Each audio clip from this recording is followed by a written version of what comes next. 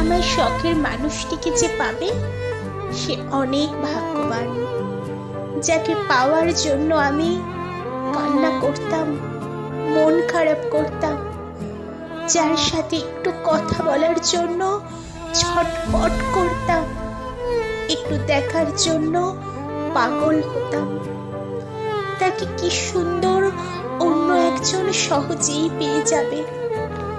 অন্য কেউ তাকে জড়িয়ে ধরবে, তার হাত ধরবে, অন্যদিকে আমি তার স্মৃতি নিয়ে থাকবো।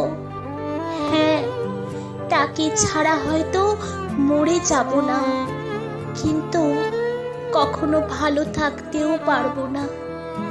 আর এই সব কিছু দেখা তো মৃত্যুর থেকেও যন্ত্রণাদায়ক। সরি, পারলে ক্ষমা করে দিও।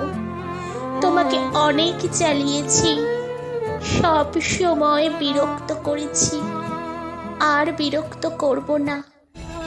ভালো থেকো। যদি আমার এই আবৃত্তিটা আপনাদের একটু হলেও ভালো লেগে থাকে, লাইক করবেন, কমেন্ট করবেন, শেয়ার করবেন, রীতি আবৃত্তির চ্যানেলের সঙ্গে থাকবেন। ধন্যবাদ।